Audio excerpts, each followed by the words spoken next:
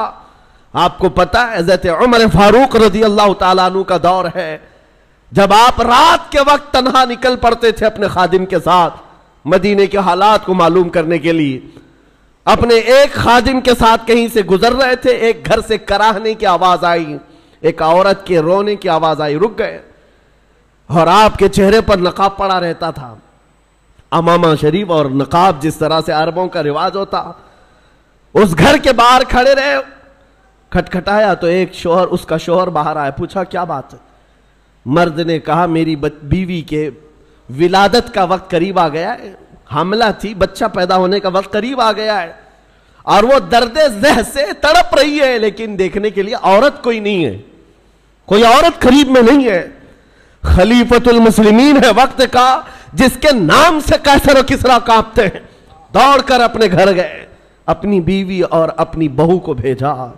جاؤ فلاں گھر میں ایک بچی کی ولادت, ایک عورت درد ذہ میں ہے, بچے کی ولادت ہونے والی ہے. رات بھر امیر المومنین اپنی عورت اور اپنی بہو کو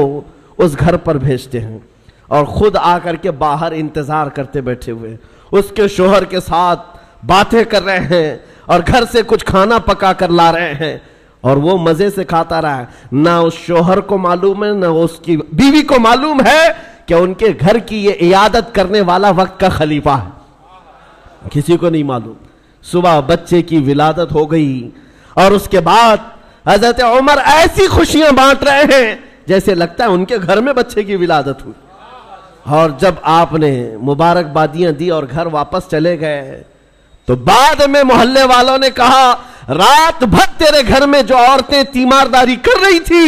وہ کوئی اور نہیں, امیر المومنین کی بیوی تھی, امیر المومنین کی بہو تھی. یہ احساس تھا ایک عورت کے درد کی آواز آئے تو خلیفہ بے چین ہو جاتا. آج فلسطین سے اٹھنے والی آوازوں سے کسی کی نیند پر فرق نہیں پڑتا, کسی کی نیند خراب نہیں ہوتی. وقت کے عیاش حکمران, ظالم حکمران اپنی کرسیوں پر ویسے ہی مزے لے رہے ہیں, بلکہ بسا اوقات ایسا لگتا ہے یہ بچوں کی اور بچیوں کی جھنجھوڑنے والی آواز ان کی کرسیوں کو کیوں نہیں ہلاتی.